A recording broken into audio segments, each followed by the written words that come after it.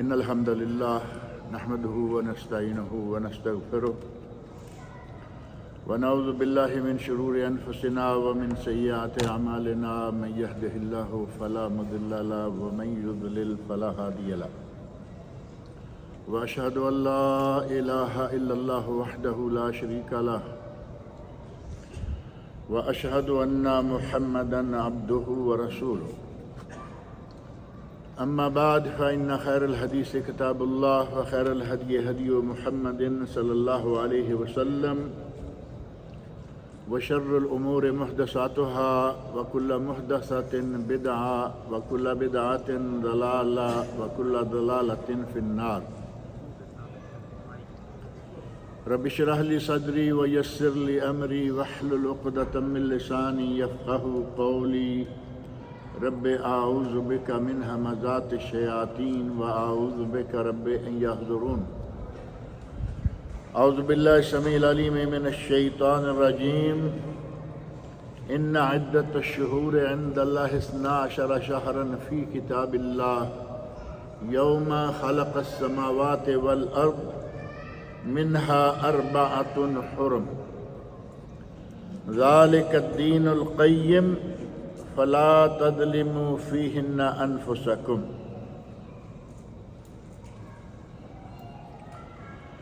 سورہ توبہ کی یہ آیت نمبر 36 ہے جو بعض اعتبارات سے بڑی معروف ہے، لیکن ہمارا چونکہ قرآن کریم کے ساتھ تعلق بہت تھوڑا سا رہتا ہے، اس لیے ہمیں معروف اور غیر معروف کا پتہ نہیں چلتا۔ یہ وہ آیت ہے جس میں اللہ رب العزت نے ہماری تقویم، ہمارا کیلنڈر اور ہماری جنتری کا ذکر فرمایا ہے۔ کیلنڈر ہم روزانہ استعمال کرتے ہیں، وہ چاہے ہماری گھڑی میں ہو، چاہے دیوار پر لٹکا ہوا ہو، چاہے وہ ٹیبل پر پڑا ہوا ہو، لیکن اسے استعمال روزانہ کیا جاتا ہے۔ ہم دیکھتے ہیں کہ تاریخ کیا ہے، اور آج کل مسلمانوں کا عموماً جو زیر استعمال کیلنڈر ہے وہ میلادی یا عیسوی، بلکہ اس سے بھی زیادہ واضح لفظوں میں عیسائیوں کا کیلنڈر۔ ہر جگہ آپ دیکھیں گے کہ عیسائیوں کا کیلنڈر۔ میں کئی مرتبہ یہ بات کہتا رہتا ہوں کہ کسی کو فوراً پوچھ لیجئے کہ آج تاریخ کیا ہے، کبھی کوئی عربی تاریخ نہیں بتائے، فوراً آج کی انگلش تاریخ۔ گویا کہ ہمارے دل و دماغ سے ہی یہ کیلنڈر نکل چکا ہے۔ عربی ممالک کیا، مسلم ممالک کیا، کفار کو تو چھوڑ دیں، مسلم ممالک اور خصوصاً عرب ممالک سوائے ایک اس سعودی عرب کے آپ کو اسلامی کیلنڈر کہیں نظر نہیں آئے گا۔ یہاں آج بھی لیٹرز آ رہے ہیں، لیٹرز جا رہے ہیں، کوئی بھی فیصلہ ہو رہا ہے اس پہ سب سے پہلے عربی تاریخ اور نیچے انگلش تاریخ۔ اللہ رب العزت نے اس آیت میں ہمیں یہ بتایا ہے کہ یہ کیلنڈر، یہ جنتریاں یا یہ تقویم، یہ کوئی آج کی یا اس قرآن کریم کے نزول کے وقت کی ایجاد نہیں ہے۔ یہ تقویم اللہ رب العزت نے اس وقت تیار کر کے رکھ لی، تیار کر کے دے دی جب اللہ نے زمین و آسمان کو بنایا۔ اور دیکھیں ایک دم فٹ تقویم، 12 مہینے۔ ان عدت الشہور عند اللہ 12 شہرا فی کتاب اللہ، اللہ کی کتاب میں مہینوں کی تعداد 12 ہی ہے نا، انگلش بھی 12 ہی ہے، لیکن عربی اسلامی ہجری بھی 12 ہے۔ 12 مہینے، منہا 4 حرم، اور یہ 12 مہینے کی جو تعداد ہے، اللہ رب العزت نے یہ جو 12 مہینے تقویم کے بنائے یا ان کو مقرر فرمایا، یہ یوم خلق السماوات والارض، اس وقت جب اللہ نے زمین و آسمان کو بنایا۔ منہا اربعۃ حرم، ان میں سے 4 مہینے حرمت والے ہیں، اور ان 4 مہینوں کے بارے میں فرمایا ان کی حرمت کا خیال رکھنا، ذالک الدین القیم، اور دین اسلام کی تعریف کرتے ہوئے اللہ رب العزت نے فرمایا کہ دین قیم یہ ہے، ذالک الدین القیم فلا تظلموا فیہن انفسکم، ان 4 مہینوں میں اپنے آپ پر ظلم نہ کرو، اپنے آپ پر ظلم نہ کرو۔ سب سے پہلا ظلم یہ ہوگا کہ ہمیں ان 4 مہینوں کا ہی پتہ نہ ہو کہ یہ کیا ہے، کون کون ہے، اور کب آ رہا ہے۔ مہینے 4، لیکن کب آ رہے ہیں پتہ ہی نہیں کہ وہ 4 مہینے کون کون سے۔ عموماً ہمارا یہ حال ہے۔ اللہ رب العزت نے فرمایا کہ ان میں اپنے آپ پر ظلم نہ کرو۔ پہلی بات یہ کہ ان کو ذہن میں رکھو، ان کو بلا دینا، انہیں ترک کر دینا یہ بھی ظلم، ان کو استعمال نہ کرنا یہ بھی ظلم۔ اور انفسکم فلا تظلموا فیہن انفسکم، اپنے آپ پر ظلم نہ کرو۔ پہلی بات یہ کہ اپنے آپ پر ظلم ہے کیا؟ ہمیں یہ معلوم ہے کہ یہ حرمت والے مہینے ہیں،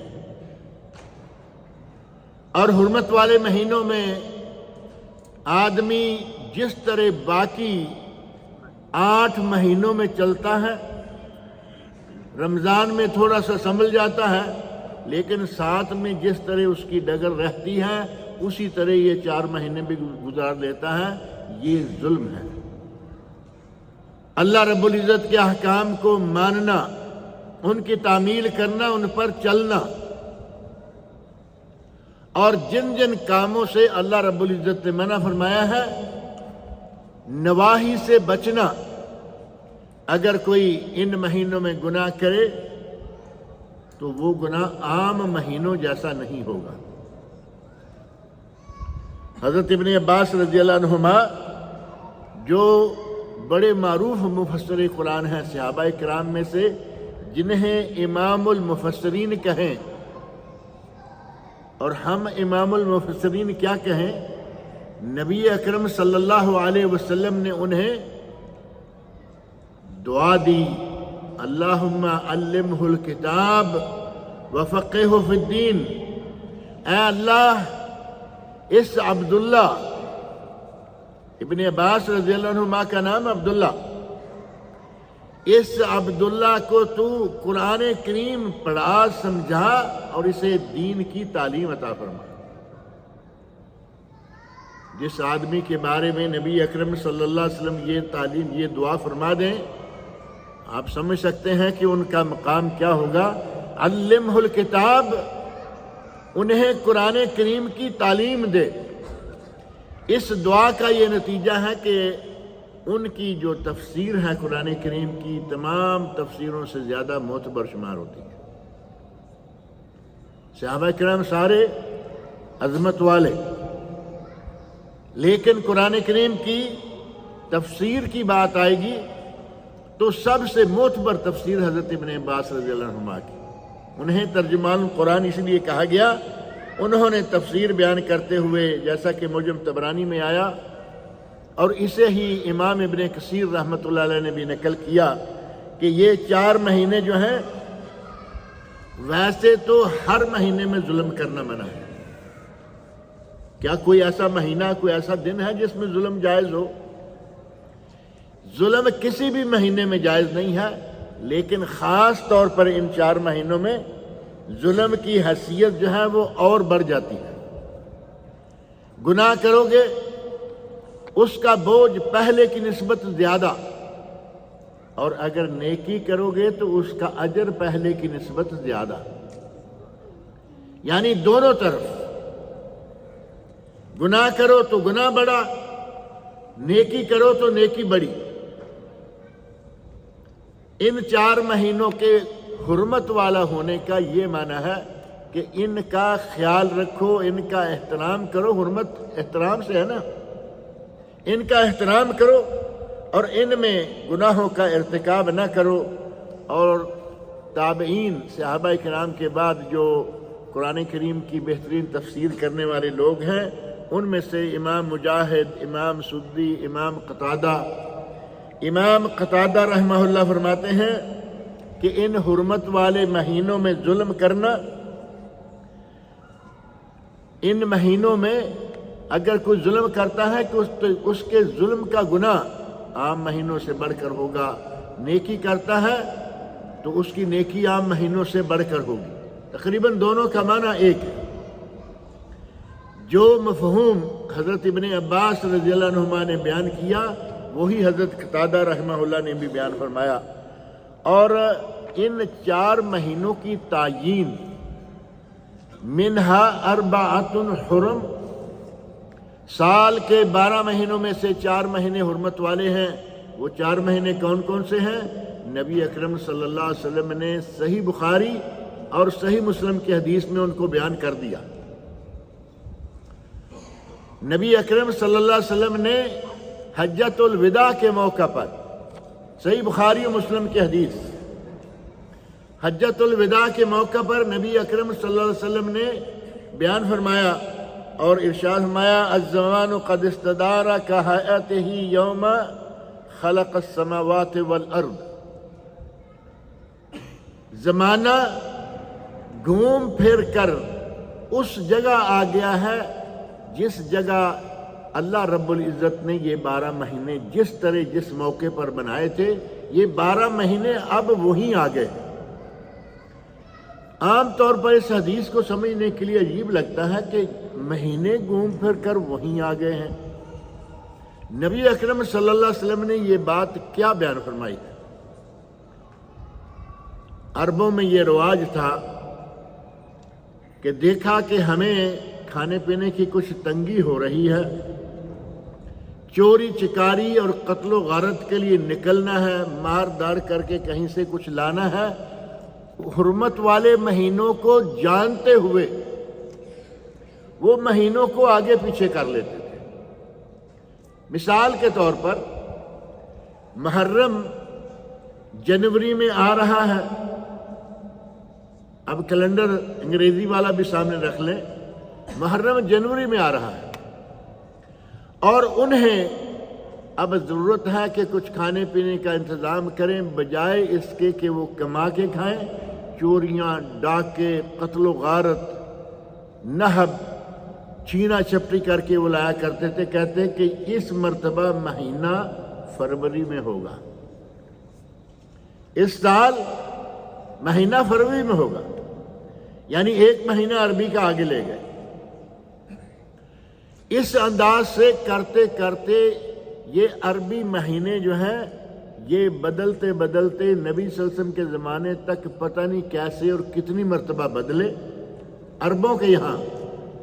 لیکن جس سال نبی اکرم صلی اللہ علیہ وسلم نے حج ادا فرمایا، حجۃ الوداع، اس سال نبی صلی اللہ علیہ وسلم نے یہ بشارت دی کہ آج محرم اور آج ذو الحج یہ مہینے اسی جگہ ہیں جہاں اللہ رب العزت نے پہلی مرتبہ رکھے تھے۔ یہ معنی ہے کہ قد استدار الزمان، ان الزمان قد استدار، زمانہ گھوم پھر کر اپنی اصل جگہ پر آ گیا ہے۔ کہیئتہ یوم خلق السماوات والارض، اسی جگہ پر ہر مہینہ اسی جگہ پر آ گیا ہے جس جگہ پر اس وقت تھا جب اللہ نے زمین و آسمان کو پیدا فرمایا۔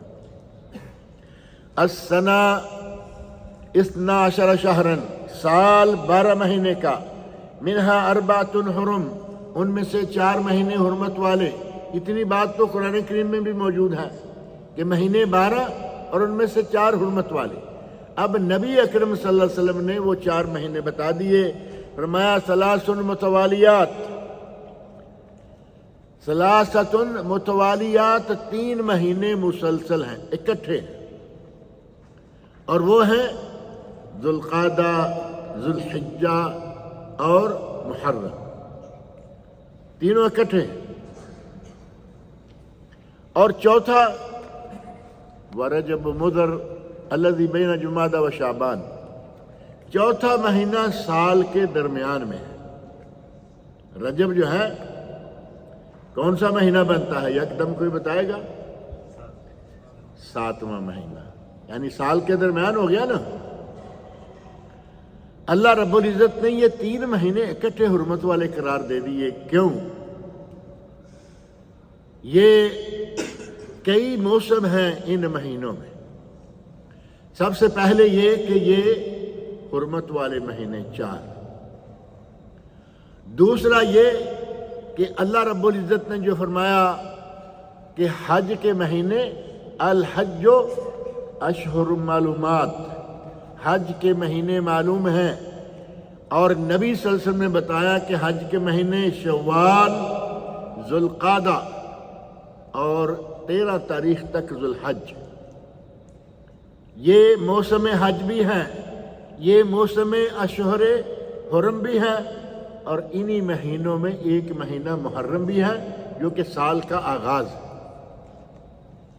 اللہ رب العزت نے ان 3 مہینوں میں 3 چیزیں اکٹھی کر دی، اور ان 3 مہینوں میں سے جو اکٹھے ہیں حج، اللہ نے اسلام کا عظیم رکن جو ہے وہ ان مہینوں میں رکھ دیا۔ اور آپ اندازہ کریں کہ ذوالقعدہ میں عموماً باہر کی دنیا سے آنے والے مکہ مکرمہ میں پہنچنا شروع ہو جاتے ہیں۔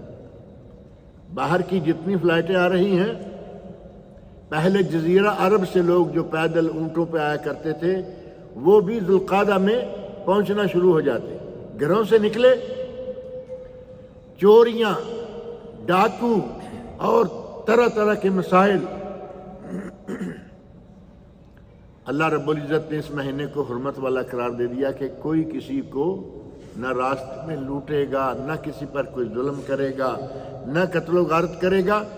یہ ذوالقعدہ کا مہینہ ہے، لوگ اپنے اپنے گھروں سے، اپنے اپنے علاقوں سے مکہ پہنچ رہے ہیں۔ اور ذوالحج حج کا مہینہ ہو گیا، اس میں حج ادا کیا جاتا ہے۔ اور محرم میں حجاج کرام اپنے اپنے وطنوں کو، علاقوں کو واپس جاتے ہیں۔ اللہ نے یہ 3 مہینے جو ہیں اکٹھے اس لیے حرمت والے قرار دے دیے تاکہ مکہ آنے والوں، حج ادا کرنے والوں اور مکہ سے جانے والوں کو کوئی راستے میں روکے نہیں اور کسی قسم کی انہیں کوئی پریشانی نہ ہو۔ چوتھا مہینہ اتنی دور کیوں رکھ دیا؟ رجب جو ہے 7واں مہینہ، تاکہ لوگ حج کے بعد سال کے دوران اگر کوئی عمرہ کرنے کے لیے آنا چاہے تو ماہ رجب کو محرم کرا دے۔ بعض لوگ سمجھتے ہیں کہ شاید رجب کا کسی اور اعتبار سے عمرے کرنے کا خاص کوئی مقام ہے، جبکہ ایسا کچھ بھی نہیں ہے۔ اللہ رب العزت نے رجب کو حرمت والا اس لیے قرار دیا کہ چھینا چپٹی، مار دھاڑ، قتل و غارت یہ چونکہ ہوا کرتا تھا، اگر کوئی سال کے دوران پہلے کسی نے حج کیا ہے یا ایک مرتبہ حج کر لیا ہے، سال کے دوران اگر وہ عمرہ کرنے کے لیے آنا چاہے تو اس مہینے رجب میں آ جائے۔ اور 3 مہینے اکٹھے اور چوتھا مہینہ رجب الگ۔ رجب کے ساتھ ہی نبی اکرم صلی اللہ علیہ وسلم فرمایا وَرَجَبُ مُضر، مضر قبیلہ، اس مہینے کو مضر کے ساتھ کیوں جوڑ دیا؟ قبیلے تو بہت ہیں، خاص مضر کے لیے کیوں کہا کہ یہ جو مضر کا رجب ہے؟ سارے قبائل ہی عموماً ان 4 مہینوں کا احترام کیا کرتے تھے، عہد کفر میں بھی یہی وجہ تھی کہ ان مہینوں میں کہیں ہم سے ظلم نہ ہو جائے۔ دماغ کھوپڑی ان کی کافروں کی پورے مہینے کو آگے دھکیل دیا، کہا کہ نہیں محرم جو ہے وہ فروری میں آئے گی۔ بات سمجھ میں آ رہی ہے نہیں؟ یعنی ایک پورا مہینہ آگے کر لیا، لیکن محرم میں وہ گناہ نہیں کرنا چاہ رہے۔ ایک اعتبار سے ان کی مکاری، اور دوسرے اعتبار سے ان کا ان مہینوں کا احترام، کہ اگر حرمت والا مہینہ مانیں گے تو اس میں گناہ نہیں کر سکتے، اور ہم حرمت والا مہینہ مانتے ہیں اور کیا کرتے ہیں؟ یاد بھی نہیں کہ یہ حرمت والا مہینہ ہے، اور جو کچھ ہم کرتے آ رہے ہیں وہی کرتے جا رہے ہیں۔ اس اعتبار سے تو کہا جائے کہ عہد جاہلیت کے وہ مشرکین اس اعتبار سے تو ہم سے بہتر تھے کہ وہ حرمت کا خیال کرتے تھے، اور عرب قبائل میں سے سب سے زیادہ حرمت کا خیال کرنے والا قبیلہ وہ یہ بنی مضر تھے، سب سے زیادہ یہ حرمت کا خیال کرتے تھے، سبھی کرتے لیکن یہ سب سے زیادہ، اور لوگوں کو معلوم تھا کہ مضر جو ہے وہ حرمت والے مہینوں کا بہت خیال رکھتے ہیں، خاص طور پر رجب کا۔ یہ چونکہ تھوڑا ہٹ کے ہے، اکیلا ہے، تو نبی اکرم صلی اللہ علیہ وسلم نے اس کے ساتھ ہی رجب و مضر لگا دیا تاکہ لوگوں کو سمجھنے میں آسانی رہے کہ یہ کون سا مہینہ ہے۔ اور نبی صلی اللہ علیہ وسلم کا یہ انداز، میں یہ بات کئی مرتبہ کہہ چکا ہوں کہ نبی صلی اللہ علیہ وسلم کا سمجھانے کا انداز آپ پر ختم تھا۔ رجب اکیلا کہہ دیتے تو ٹھیک تھا، 12 مہینوں میں سے ایک رجب تو ہے، لیکن اسے مضر کے ساتھ جوڑ دیا تاکہ بات پکی ہو جائے کہ یہ کون سا رجب، کون سا مہینہ ہے۔ جیسے کہ صحیح بخاری میں ایک حدیث ہے، اِنَّ لِلَّهِ 99 اسمًا، اللہ کے لیے اللہ کے 99 نام ہیں، اسماء حسنہ جسے کہا جاتا ہے۔ 99 نام کا ذکر صحیح بخاری میں آیا۔ 99 ناموں کا جو پورا 99 نام ہے ترتیب کے ساتھ سنن ترمذی میں موجود ہے، لیکن یہاں یہ بات ذہن میں رہے کہ اللہ کے صرف 99 نام نہیں ہے، صرف اس حدیث میں ہے کہ 99 نام ہے اگر کوئی ان ناموں کو یاد کر لے۔ اب یہ 99 نام کی ایک خاص فضیلت ہے، ورنہ اللہ کے بے شمار نام ہیں، اللہ کے بے شمار نام ہیں۔ ان کی خاص فضیلت یہ ہے کہ اگر ان 99 ناموں کو کوئی یاد کر لے، ان کا ترجمہ مفہوم سمجھ لے، ان سے جو احکام ملتے ہیں ان پر عمل کر لے، نبی صلی اللہ علیہ وسلم نے بشارت دی کہ اللہ اسے جنت میں داخل کر دے۔ اب 99 نام پوچھیں کسی سے، بڑی لمبی لمبی چیزیں یاد ہیں لیکن 99 نام نہیں۔ صحیح بخاری کی حدیث ہے کہ جس نے یاد کر لیے، اب ظاہر ہے کہ یاد کرے گا ترجمہ بھی سیکھ لے گا، ترجمہ سیکھے گا ان میں کیا باتیں آ رہی ہیں۔ اسماء حسنہ کی شرح پر مشتمل کتابیں اردو میں، عربی میں تو بہت ہیں، اردو میں بھی کئی کتابیں موجود ہیں جن میں اسماء حسنہ انہی 99 ناموں کی تشریح کی گئی ہے، تو اس میں احکام بھی آ گئے۔ اب اگر کوئی یہ کر لے تو بہت بڑا اجر و ثواب ہے۔ میں کہنا یہ چاہتا ہوں کہ نبی صلی اللہ علیہ وسلم نے سمجھانے کے لیے یہی بات کو نہیں چھوڑ دیا، اِنَّ لِلَّهِ 99 اللہ کے 99 نام، بلکہ آگے فرمایا 100 إلا واحدہ، ایک کم 100۔ جیسے رجب و مضر کہا نا، رجب کو مضر کے ساتھ جوڑ دیا جو کہ معروف تھا، اسی طرح 99 کہہ کر نہیں چھوڑا کہ کسی کو 99 کی سمجھ نہ آئے۔ اور 100 تو سب کو معلوم ہے، 1000 سب کو معلوم ہے، یہ موٹے موٹے جو ہندسے ہوتے ہیں۔ نبی صلی اللہ علیہ وسلم فرماتے ہیں 100 إلا واحدہ، ایک کم 100، اللہ کے 99 نام ایک کم 100۔ یہ نبی اکرم صلی اللہ علیہ وسلم کا ایک خاص انداز تھا سمجھانے کا۔ اور اس حدیث میں فرمایا 3 متوالیات، ذو القعدہ، ذو الحجہ والمحرم ورجب مضر الذی بین جمادہ و شعبان۔ اور اسی حدیث میں یہ بات بھی موجود ہے کہ نبی اکرم صلی اللہ علیہ وسلم نے صحابہ کرام سے مخاطب ہو کر فرمایا ایو شہر ھذا، اے میرے صحابہ ہم کس مہینہ سے گزر رہے ہیں؟ سارے لوگ خاموش ہو گئے، نبی اکرم صلی اللہ علیہ وسلم بھی خاموش ہیں، اور ساتھ ہی ساتھ صحابہ کہتے ہیں کہ ہمیں تھوڑا ڈر ہوا کہ کہیں نبی صلی اللہ علیہ وسلم اس مہینے کا نام نہ بدل دیں، کیونکہ آپ بھی خاموش ہیں۔ بالآخر صحابہ نے فرمایا اللہ و رسولہ عالم، بات معلوم ہے کہ کس مہینے میں ہم ہیں، ذوالحج میں ہیں، لیکن ادب کا مقام یہ ہے کہ آگے بڑھنے کی اور بڑھ بڑھ کے باتیں کرنے کی صحابہ کرام جسارت نہیں کیا کرتے تھے۔ انہیں معلوم ہے کہ اللہ رب العزت نے سورۃ الحجرات میں فرما رکھا ہے لا تقدموا بین یدی اللہ ورسولہ۔ اس کے مفہوم کو لیتے ہوئے عموماً آپ دیکھیں گے کہ احادیث میں آتا ہے اللہ و رسول عالم، اللہ جانتا ہے یا اس کے رسول کو علم ہوگا، ہمیں علم نہیں، حالانکہ وہ باتیں معمولی ہوتی اور آپ صحابہ جانتے۔ صحابہ نے کہا اللہ و رسول عالم، فرمایا کہ یہ ذوالحج کا مہینہ ہے۔ پھر دوبارہ نبی اکرم صلی اللہ علیہ وسلم نے سوال کیا ایو بلدۃ ھذا،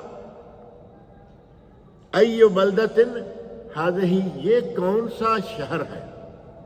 اب شہر بھی سب کو معلوم ہے کہ جتنا بھی ہے، صحابہ خاموش ہیں۔ کہا کہ کیا یہ شہر نہیں ہے، یعنی ہمارا علاقہ نہیں ہے؟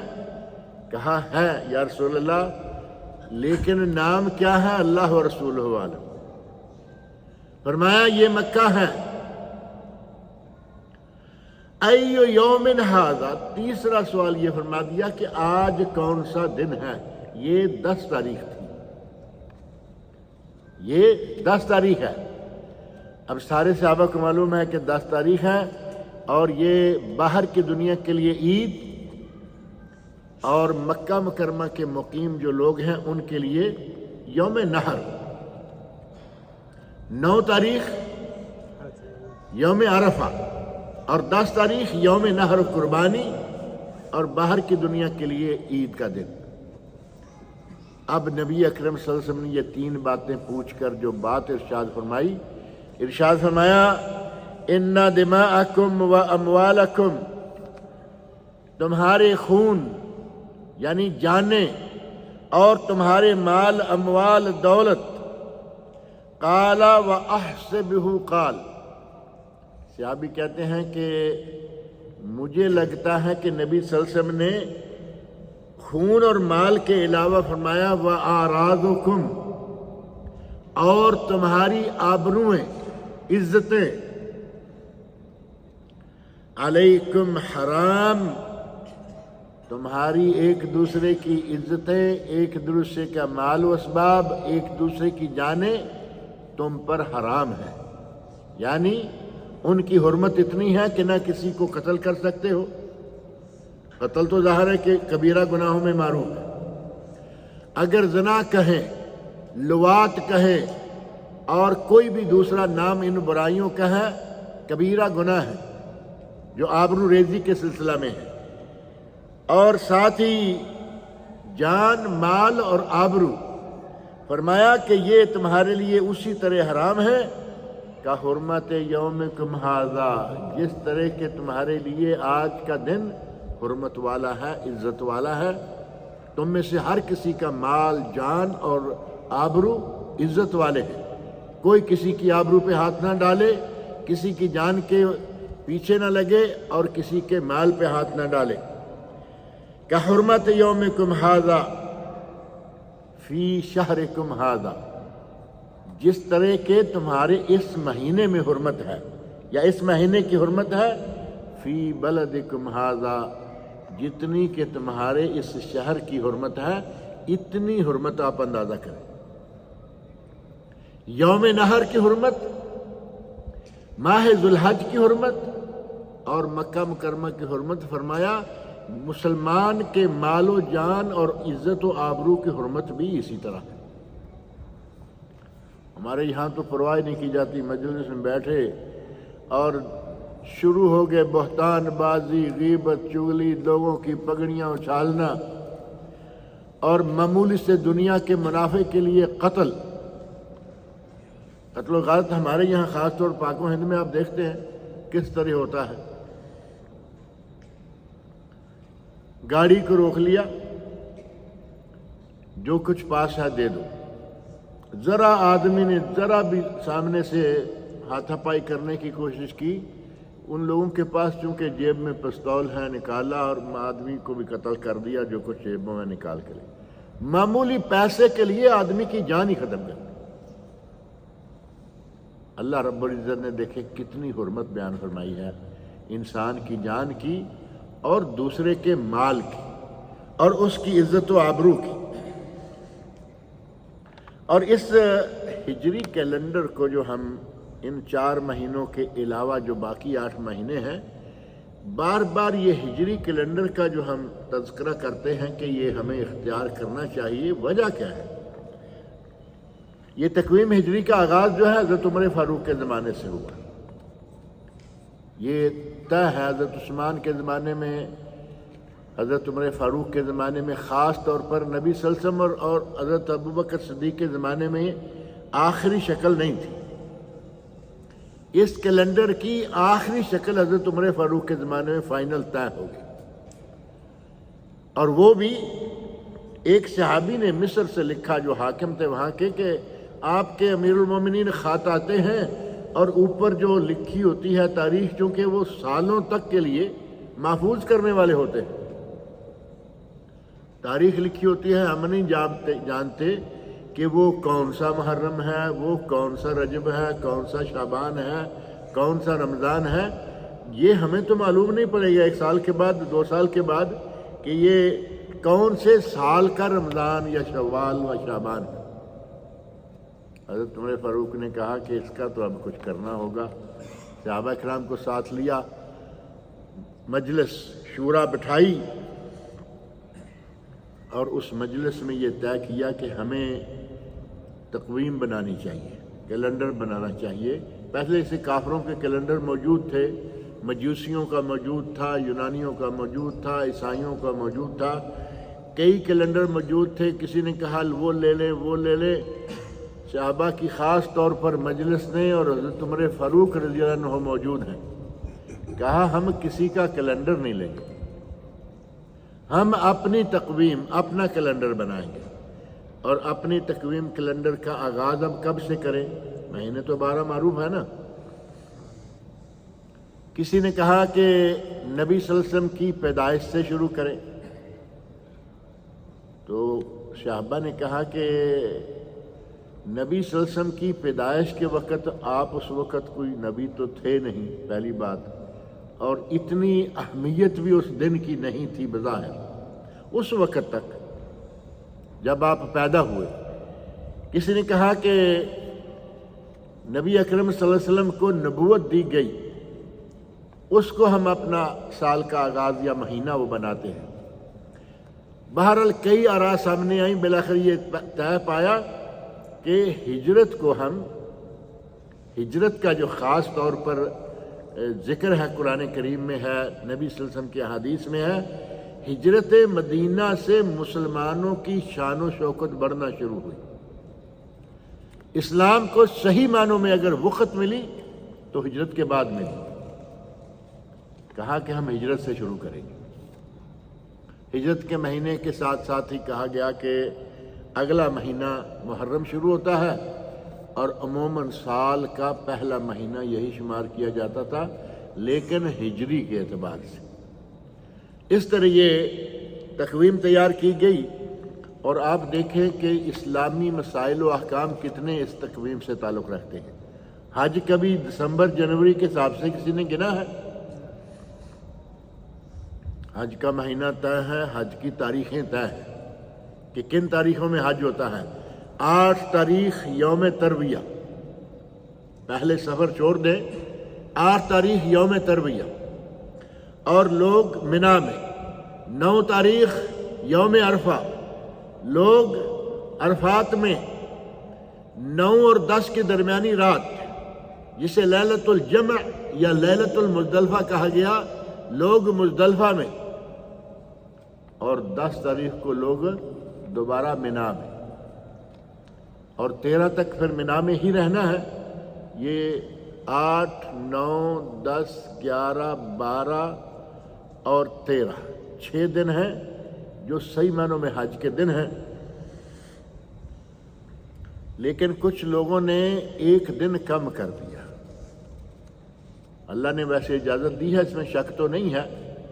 فمن تعجل فی یومین فلا اثم علیہ، میں نے آج شیخ سے کہا کہ ہمیں ایک جمعہ جو ہے مسائل و احکام حج کے بارے میں دیجئے، لوگ جانے والے ہیں، تو انہوں نے کہا کہ انشاءاللہ ایک جمعہ خاص کریں گے حج سے پہلے انشاءاللہ۔ تفصیلات وہاں بھی آئیں گی، اور یہاں اسلامک سینٹر جو ہے اصلاحی سینٹر، اس میں بھی انشاءاللہ 1-2 درس اس موضوع پر ہوں گے۔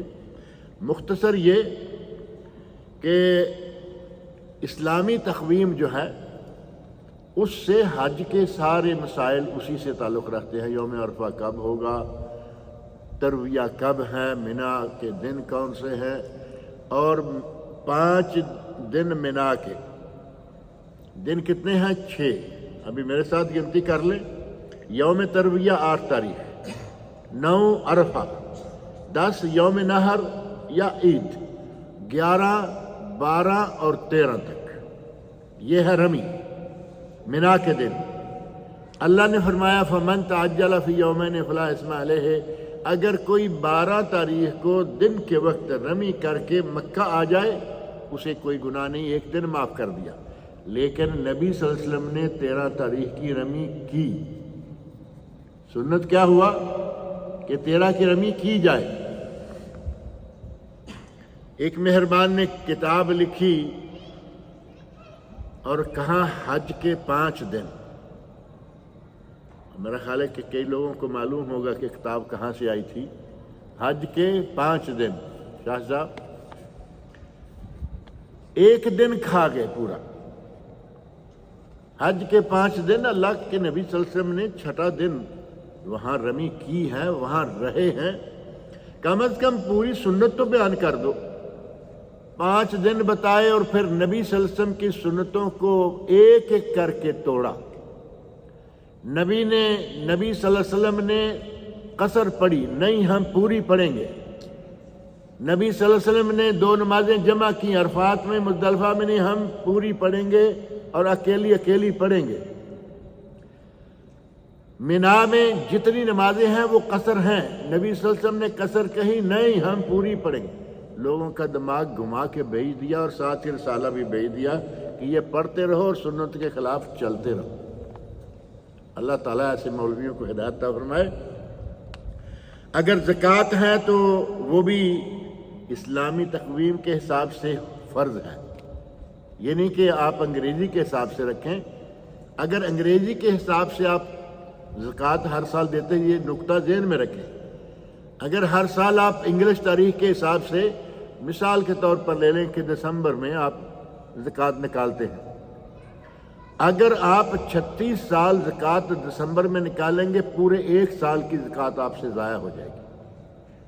36 سال میں 1 سال پورے کا فرق ہو جاتا ہے اسلامی تقویم کا اور اس انگریزی والی تقویم کا، جس میں 28 بھی ہیں، وہی مہینہ کبھی 28 کا کبھی 29 کا، اور جس میں 31 بھی ہیں 30 بھی ہیں، 365 اور 366۔ لیپ والا سال ہو تو سال 366، اور عام سال ہوں 3 جو ہیں تو 365، اور اسلام کا 360۔ ہمیشہ نہ لیپ نہ غیر لیپ۔ اگر کہیں کہ رمضان ہے، روزہ ہے، تو اس کا تعلق بھی اسلامی تقویم سے رمضان سے۔ اگر دودھ پلانا ہے، ماں بچے کو کتنا عرصہ دودھ پلائے؟ حولین کاملین لمن ارادہ ان یتم رضاع، جو رضاعت پوری کرنا چاہیں، بچے کو دودھ پلانے کی مدت پوری کرنا چاہیں تو 2 سال۔ 2 سال کے بعد پلایا ہوا دودھ اپنا حکم حرمت جو ہے وہ نہیں پاتا۔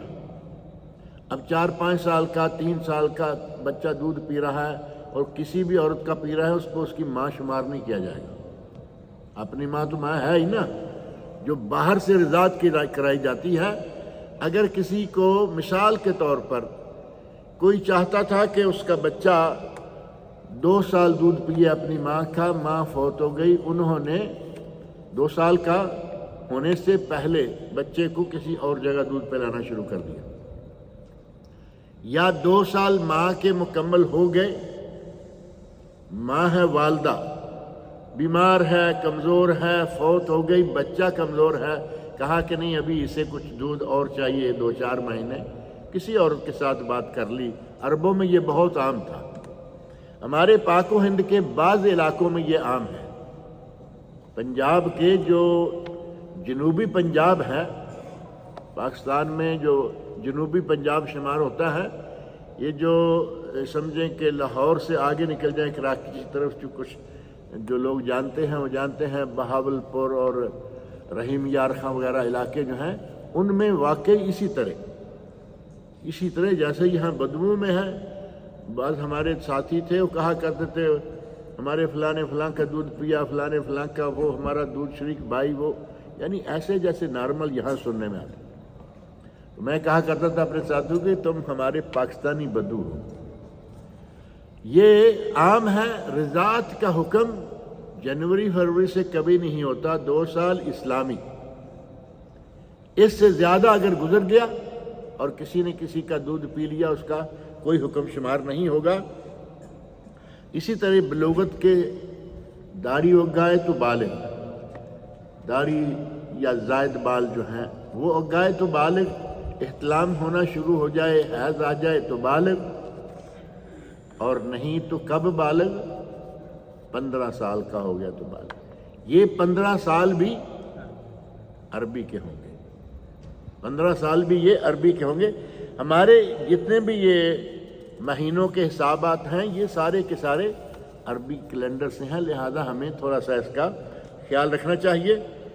اللہ رب العزت نے ہمیں یہ موقع دیا ہے کہ ہم ان مہینوں میں جتنا ہو سکے بڑھ چڑھ کر نیکیاں کریں اور گناہوں سے بچ کے رہیں، اور خاص طور پر جو حج قریب آ رہا ہے، جنہیں اللہ رب العزت نے توفیق دے رکھی ہے، وہ حج کریں۔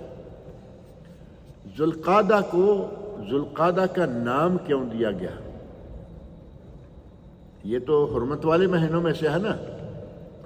اب پہلا مہینہ شوال حرمت والا نہیں ہے، رمضان حرمت والا نہیں ہے، جو اس کا اپنا مقام ہے رمضان ہونے کے اعتبار سے الگ بات ہے، لیکن حرمت والے 4 مہینوں میں سے نہیں ہے۔ شعبان نہیں ہے، کئی مہینے مسلسل آ رہے ہیں کہ ان میں حرمت نہیں ہے، اور وہ چوری چکاری جو کچھ بھی کرتے تھے ذوالقعدہ میں آ کے چوری چکاری چھوڑ کے اپنے خیموں میں، اپنے گھروں میں بیٹھ جاتے تھے۔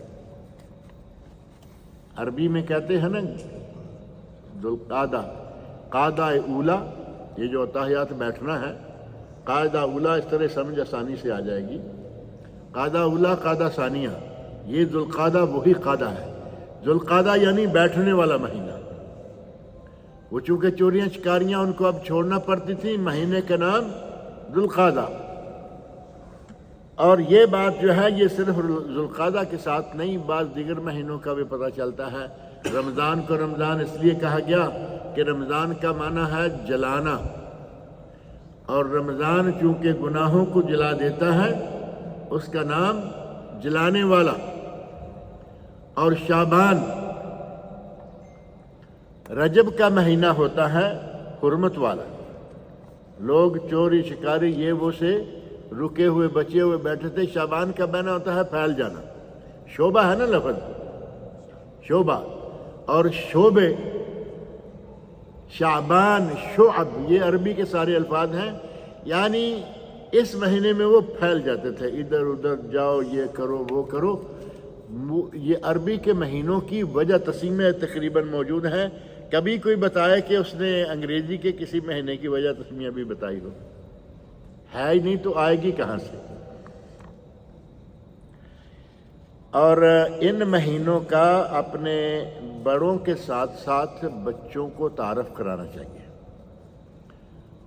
لڑائی جھگڑا بچوں میں ظاہر ہے کہ عادت ہے کہ 2 بھائی لڑ گئے، بڑے بھائی 2 ناراض ہیں، مسلسل ناراضگی چلی آ رہی ہے، انہیں بتانا چاہیے کہ کم از کم ان مہینوں میں نہ لڑائی کریں، نہ بچے کریں، نہ بڑے کریں، اور اگر کسی نے ناراضگی دل میں چھپا رکھی ہے تو وہ نکال دیں۔ حرمت والے مہینوں کا تقاضا یہ ہے کہ اپنے دل سے ناراضگی نکال لیں اور اپنے بھائی سے، اپنے پڑوسی سے، اپنے دوست سے، کسی دوسرے عام آدمی سے لڑائی کی کوشش نہ کریں، کیونکہ یہ مہینے حرمت والے مہینے ہیں۔ علامہ عبدالرزاق البدر، یہ مدینہ یونیورسٹی سے فارغ پی ایچ ڈی ڈاکٹر، اور شیخ عبد المحسن حمد العباد جو بہت بڑے محدث مدینہ ہیں، ان کے بیٹے ہیں۔ محدث مدینہ، مدینہ منورہ مسجد نبوی میں والد صاحب کا درس ہوتا ہے، مسجد نبوی مدینہ منورہ میں بیٹے کا درس ہوتا ہے۔ اللہ رب العزت نے اتنی مقام اور عزت دے رکھی ہے۔ اور علامہ عبدالرزاق البدر، شیخ عبدالرزاق البدر، وہ کہتے ہیں کہ ہمیں اپنے بچوں کو بطور خاص ان مہینوں کے بارے میں تعارف کروانا چاہیے، اپنے بچوں کی تربیت کرنی چاہیے کہ اگر آگے پیچھے کبھی آپس میں لڑتے بھی ہو تو ان 4 مہینوں میں بالکل نہیں لڑو۔ ان کی طبیعت 4 مہینے آدمی لڑائی کی عادت چھوڑ دے گا، معمولی بات پہ گلے پڑ جانا، اس کی تربیت ہو جائے گی، جیسے رمضان کے مہینہ میں بہت سارے کاموں کی تربیت ہوتی ہے۔ شیخ عبد المحسن حمد العباد جو ہیں، یہ علامہ ابن باز رحمۃ اللہ علیہ کے اسسٹنٹ مدینہ یونیورسٹی کے وائس چانسلر رہے۔ اللہ نے بڑی عزت دی ہے انہیں اور بڑا مقام دیا ہے۔ انہوں نے یہ خاص طور پر بچوں کی تربیت کے سلسلہ میں کہا کہ بچوں کو یہ ساری باتیں جو ہے سمجھانی چاہیے۔ اور ایک بات یہ کہ آج کے دور میں، موجودہ دور میں آپ دیکھتے ہیں کہ حج کتنا آسان ہے، مہنگا ہے، یہ تو ماننا پڑے گا کہ حج مہنگا ہے۔ پہلے مہنگا نہیں تھا، پہلے سستا تھا لیکن مشکلات کچھ تھیں۔ اب مہنگا ہے لیکن بہت آسان ہے۔ لگژری حج والے بھی لے کے جا رہے ہیں، ہائی فائی حج والے بھی لے کے جا رہے ہیں، پتہ نہیں وائی فائی والے بھی لے کے جا رہے ہوں گے۔ حج کی بہت ساری اقسام ہو گئیں، مختلف ریٹ ہو گئے اور بہت آسانیاں ہو گئیں، اور راستے پرامن، وہاں پرامن۔ ورنہ ملک عبدالعزیز جو سعودی عرب کے اصل میں موحد ہیں، یعنی اس سعودی عرب کو اکٹھا کرنے والے، ادھر ادھر سے کچھ چیزیں جو شامل کر کے پورا ملک یہ آج موجود ہے، اس کے بانی ملک عبدالعزیز ہے۔ ملک عبدالعزیز رحمہ اللہ کے زمانے تک نہ کوئی راستہ پرامن رہا تھا، نہ حجاج کرام کا کوئی احترام ہوتا تھا، نہ ان کے قافلوں کو، بلکہ ان کے قافلوں کو لوٹ لیا جاتا، مال و اسباب چھین لیا جاتا، کہیں کسی کو مار بھی دیا جاتا، اور بعض متعلقہ تاریخ جاننے والے لوگوں نے لکھا ہے کہ کپڑے تک اتروا کے ننگا کر کے بھگا دیا جاتا۔ یہ عالم تھا، اور آج آپ دیکھتے ہیں اللہ رب العزت کی کتنی بڑی نعمت ہے کہ آج انتہائی پرامن راستے، بلکہ پوری دنیا نے یہ مان لیا، کافروں نے بھی مان لیا کہ اگر امن و امان کی بات آئے تو سب سے پہلا نمبر سعودی عرب کا۔ امن و امان کی بات آئے تو سب سے پہلا سعودی عرب، اور یہ اللہ رب العزت کی بہت بڑی نعمت ہے۔ ہمیں اللہ کا شکر ادا کرنا چاہیے، اور اللہ رب العزت نے اس کو نعمت قرار بھی دیا۔ سورۃ قریش پڑھیں، سورۃ قریش میں فَلْيَعْبُدُوا رَبَّ هَذَا الْبَيْتِ، لوگوں کو چاہیے، مکہ والوں کو تو بالخصوص لِإِعْلَافِ قریش، لیکن کیا قریش کے بعد باقی لوگوں کے لیے نہیں؟ یہ قرآن سب کے لیے، ہمیشہ کے لیے۔ لِإِعْلَافِ قریش إِعْلَافِهِمْ رِحْلَةَ الشِّتَاءِ وَالصَّيْفِ، لوگ یہاں گرمی ہوتی تو شام چلے جاتے، اور یہاں سردی ہوتی تو یمن چلے جاتے۔ یہ 2 رحلے سال کے ان کے اسپیشل تھے، اور ان میں تجارت کیا تھے، یہی ہے لِإِعْلَافِ قریش إِعْلَافِهِمْ رِحْلَةَ الشِّتَاءِ وَالصَّيْفِ، گرمیوں کا رحلہ اور سردیوں کا رحلہ۔ اور خاص طور پر فَلْيَعْبُدُوا رَبَّ هَذَا الْبَيْتِ، اے لوگو اس بیت اللہ کے رب کی عبادت کرو جس کی وجہ سے شام جاتے ہو تمہیں ڈاکو کوئی گھیر بھی لے کہو میں مکہ والا ہوں۔ حرمی، حرامی نہیں، یہاں یہ بات ذہن میں رکھے، الف نکال دیں یہاں سے، حرمی، ڈاکو نے پکڑ لیا، نکالو جو کچھ ہے، کہو انا حرمی، میں حرم شریف سے آیا ہوں، فوراً چھوڑ دیا کرتے تھے۔ اتنی عزت اللہ نے حرم کی وجہ سے دی، فرمایا فَلْيَعْبُدُوا رَبَّ هَذَا الْبَيْتِ، اس گھر کے رب کی عبادت کرو جس گھر کی وجہ سے نام لینے سے تمہاری جان بچ جاتی ہے، مال بچ جاتا ہے۔ فَلْيَعْبُدُوا رَبَّ هَذَا الْبَيْتِ الَّذِي أَطْعَمَهُم مِّن جُوعٍ، بھوک سے کھانا دیا، بھوک میں کھانا دیا، وَأَطْعَمَهُم مِّن جُوعٍ وَآمَنَهُم مِّن خوف، اور خوف تھا، اللہ رب العزت امن عطا کیا۔ صرف ایک لفظ حرمی کہنے سے لوگ معاف کر دیا کرتے تھے۔ اس وقت گرد و نواح حرم کے گرد و قرآن کریم میں یہ بات موجود ہے، لوگوں کو اچک لیا جاتا، لیکن حرم والوں کو پکڑ کے بھی چھوڑ دیا جاتا کہ نہیں تم حرم والے ہو، جاؤ۔